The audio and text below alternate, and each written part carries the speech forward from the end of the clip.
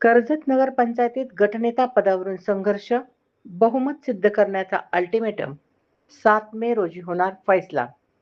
कर्जत नगर पंचायतीत सध्या गटनेता पदावरून मोठा राजकीय संघर्ष पेटला आहे.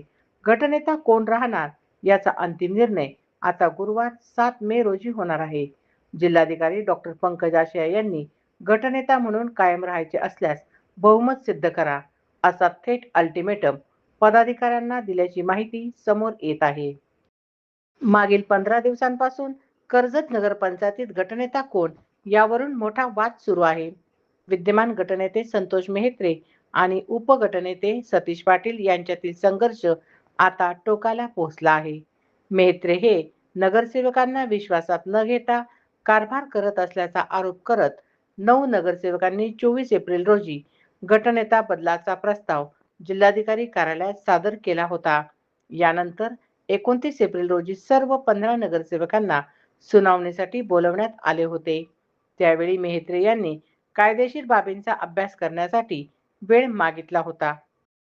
त्यानुसार आज 5 मे रोजी पुन्हा बैठक पार पडली. या बैठकीतही 9 नगरसेवकांनी आपली भूमिका ठाम ठेवत संतोष मेहत्रे यांना पदावरून दूर करण्याची मागणी कायम ठेवली. दोन्ही बाजूचे म्हणणे ऐकून घेतल्यानंतर जिल्हाधिकारी आशिया यांनी स्पष्ट शब्दात सांगितले, ज्यांना गटनेता म्हणून राहायचे आहे त्यांनी 7 मे रोजी आपले बहुमत सिद्ध करावे. आता कर्जत नगर पंचायतीचा गटनेता कोण ठरणार याचा फैसला गुरुवारी होणार असून संपूर्ण तालुक्याचे लक्ष या निकालाकडे लागले आहे.